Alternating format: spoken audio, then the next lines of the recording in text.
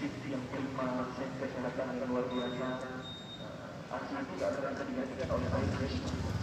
Kalau generasi dikasih air tapi air diganti dengan impor air tapi makanya tempat yang kita dikasih rebahan, makan tidur, listrik, makan tidur, kawin, listrik itu aja ada. Tapi itu bukan itu halal. Tapi ya mungkin tadi punya kemampuan jauh lebih awal bicaranya sekarang bagi maknanya luas dan dalam. Itu belajar aja dari perkembangan bangsa.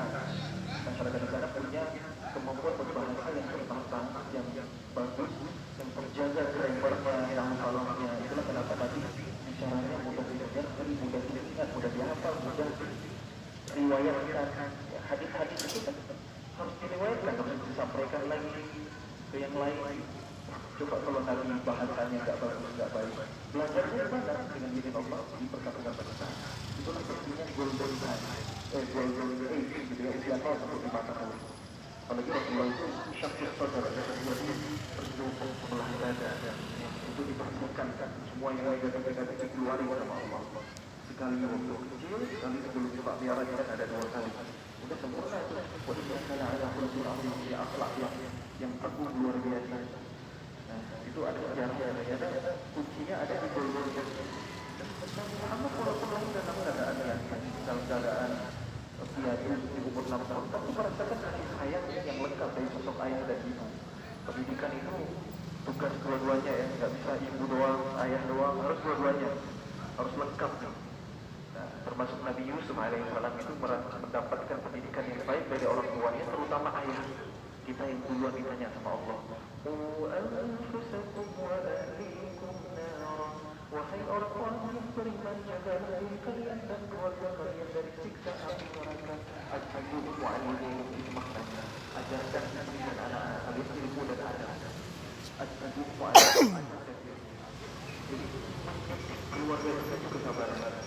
Nabi Ya'qub telah melakukan usaha kecil dengan sebaik-baiknya dan manfaatnya kata saat Yusuf sudah berpisah jauh, bahkan mau dalam waktu yang lama, sudah puluhan tahun, tapi tetap kebayangkan itu hadir di hadapan Yusuf ketika dapat ujian yang luar biasa. Nabi Yusuf selamat dari budaya wanita, tidak jadi berpisah. Itulah pentingnya pendidikan anak kecil itu, kasih sayang ke orang tua. Ya, anak itu akan tumbuh menjadi soleh.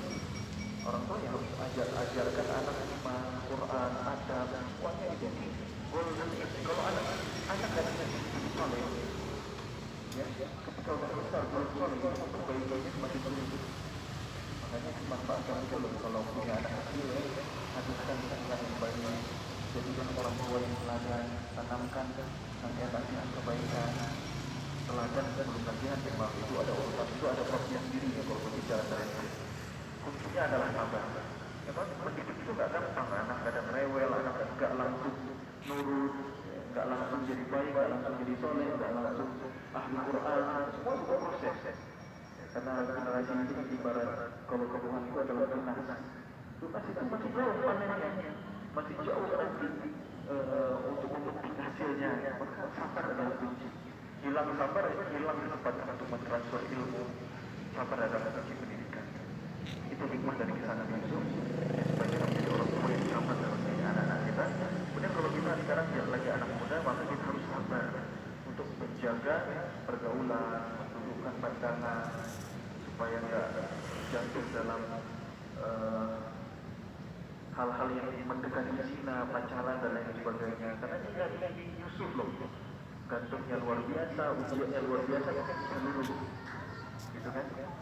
Nanti apa yang akan kita jawab di hadapan Allah ketika ditanya?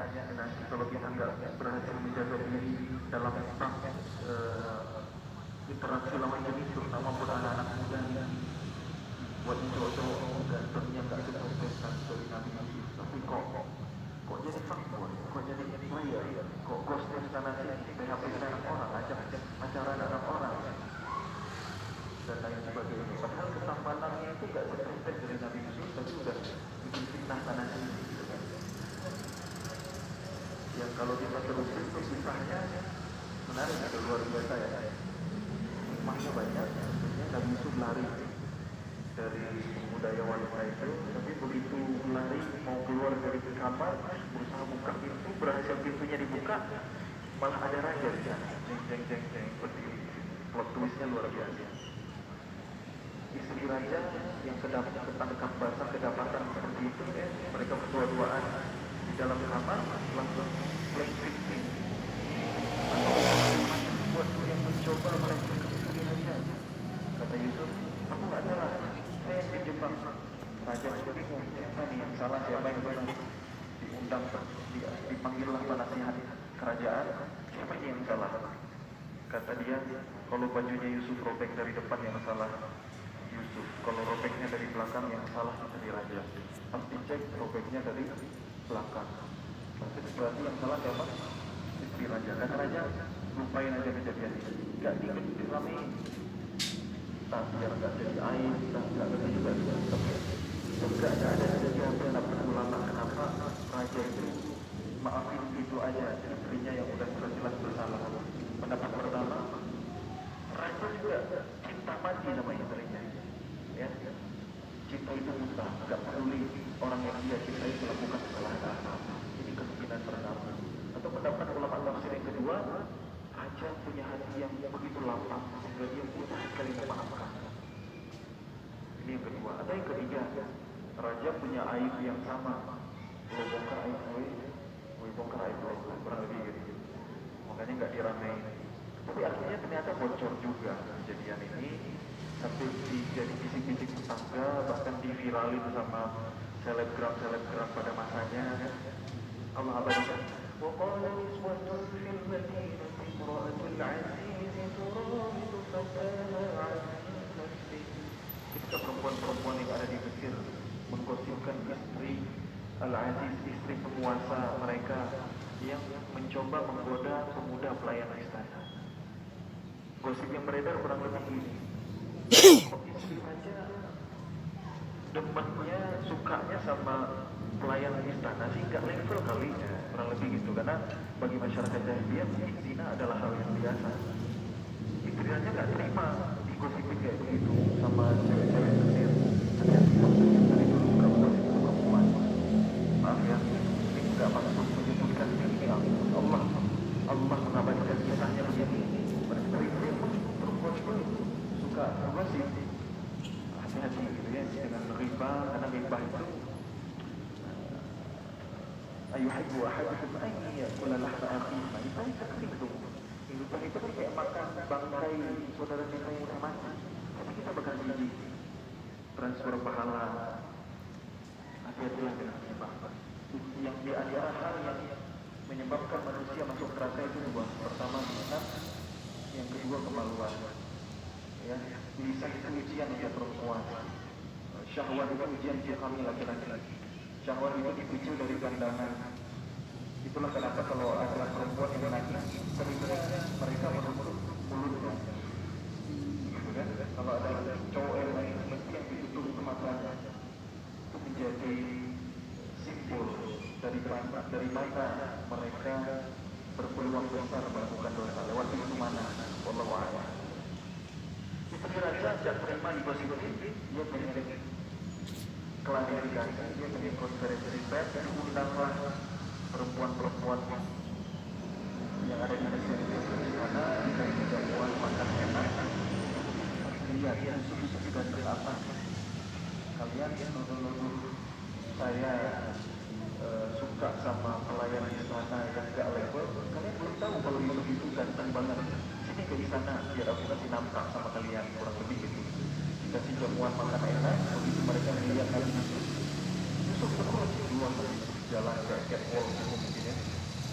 Begitu melihat keberhasilan Nabi Yusuf, mereka seketika auto jatuh cinta pada pandangan yang pertama. Dan tak sadar mereka lagi makan, lagi motong makanan, lagi motong jamuan, malah ngiris-ngiris jari, tidak berasa. Itulah keberhasilan Nabi Yusuf. Bisa jadi obat bius. Level ketampanan Nabi Yusuf itu endingnya bisa sampai jadi obat bius. Ada nggak cowok ganteng hari ini kayak begitu? Ya. Bisa jadi obat bius karena yang cewek-cewek ini mereka nggak percaya itu manusia. Mana cari ini malaikat yang mulia yang ada di hadapan biasa kita jadi umat. Ada cowok ganteng hari ini yang kayak begitu mau dioperasi nih, mau disuntik anestesi dokter, nggak usah dibius, aku lihat dia aja gitu. Nggak ada. Makanya sekali lagi yang ada dibuat cowok. Kalau wajahnya pas-pasan, sabar dulu. Sabar. Innallaha la yanzuru ila suwarikum wa la yanzuru ila qulubikum wa a'malikum. Sesungguhnya Allah tidak melihat face kalian, rupa kalian, penampilan kalian. Allah lihat itu hati dan amalan kalian. Ini ayat hiburan buat kita berwajah pas-pasan ya. Kemudian yang kedua, kalau kan udah ganteng dikit aja ganteng gitu ya, nggak seperti kegantengan Nabi Yusuf gitu. Janganlah jadi buaya, gitu kan? Tapi buaya kan jangan disalah-salahi. Itu menurut Islam, buaya adalah hewan yang paling penting. Itu kenapa di Betawi kalau ada nikahan, seserahan itu roti bentuk buaya. Itu ada anak-anak karena buaya ini sumber kewanita. Sumur hidup menurut penelitian buaya cuma kawin sekali. Itu kalau masih hidup di air, kalau udah naik ke darat lain cerita. Nah itu nanti ada cowok-cowok lancar, yang sabar dengan anugerah dari Allah. Kalau nggak ganteng, ya sabar. Kalau ganteng tidak sabar, tidak melakukan fitnah dengan kegantengan yang setetes dari ketamanan dan nafsu itu ngaca pada wanita. Kemudian buat yang cewek, hikmahnya apa? Yang sebenarnya yang sabar lah, menahan diri, jangan mudah mengagumi, gitu ya. Janganlah terlalu ngefans sama opa-opa misalnya. Opa-opa itu kan kalau mereka terlihat lucu, ya tetap aja nggak setetes dari kegantengan Nabi Yusuf. Ya, tetap nggak bisa diobati kan? Dan penyokong itu pun itu kamu belajar Angel kamera atau mungkin di make up itu sudah di make upan juga ya. Jadi saya nggak nyoalkan itu karena kadang saya kalau tampil di depan kamera itu nggak. Tapi masalahnya itu kan original tidak sih? Jangan plastik kan? Atau kok malah dikasih lagi berlebihan banget. Apalagi kalau kayak patulang itu kan, no hard feeling ya, maksudnya jangan berlebihan dalam menangani ini emas dari seorang Yusuf sabar untuk menahan diri biar gak dan isfah. Itu mungkin nilai-nilai kesabaran yang bisa pelajari dari episode Nabi Yusuf alaihissalam ketika dapat ujian fitnah wanita. Karena ternyata budaya wanita itu dahsyat luar biasa. Sama Nabi itu begitu, walaupun hari ini mungkin banyak sebaliknya ya. Banyak yang sebaliknya, tapi dua-duanya itu ada fitnahnya masing-masing. Ada yang cowoknya bejat, ada yang perempuannya juga ada, yang menyebutkan kita. Semoga Allah beri kita pahala yang sabar yang tanpa batas ya. Dan semoga Allah izinkan kita masuk surga karena kesabaran kita di dunia dengan setiap ujiannya, baik ke lapangan atau kesulitan, baik itu kelebihan ataupun kekurangan. Karena memang sabar itu sekali lagi kekuatan yang dahsyat luar biasa. Kita masuk surga itu salah satunya disebabkan oleh kesabaran kita. Makanya kata Allah, Salamun alaikum bima sabartum kepada penghuni surga, kalian sebab kalian dulu telah bersabar selama dunia, maka silakan nikmati indah surga. Sekarang tak ada lagi kesedihan, la khaufun alaihim wa la hum yahzanun, tak ada lagi ketakutan, bahagia aja di surga. Makanya kalau kita lagi di dunia, kita banyak sabar, itu masih dunia. Nanti kalau udah di surga kita nggak perlu sabar lagi. Gitu ya, apapun ujian hidup kita hari ini, ya mudah-mudahan Allah mampukan kita untuk bersabar, sabar di keluarga, sabar dengan pasangan, sabar dengan anak-anak, sabar dengan orang tua.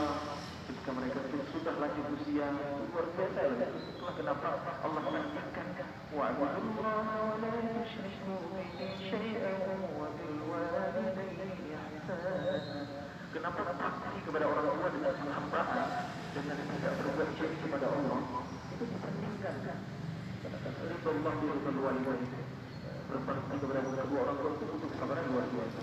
Kita sabar ngasuh anak kecil gitu ya, kan itu butuh sabar. Anak kecil kadang rewel, nangis, nggak kenal waktu, kadang itu harus kalau masih bayi itu kan masih sombong, harus siap-siap untuk orang tuanya orang tua. Bayi itu kurang pada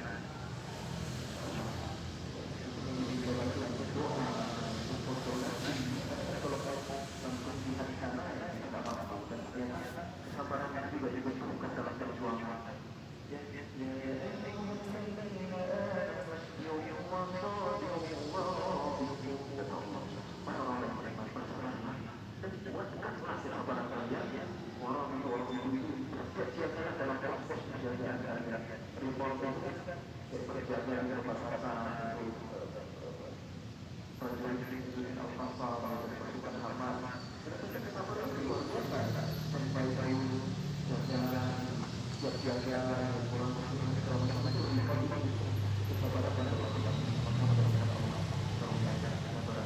mereka ya tentunya kita bisa lihat ya bagaimana kepercayaan mereka hatinya mereka keterbatasan menghadapi musuh atau bangsa Israel yang dihukum oleh banyak negara lain termasuk Amerika. Kalau pejuang Gaza mah beda lah, ada berbeda orang-orang anak-anak terlalu pertolongan Allah mereka. Mari kita berdoa mengatakan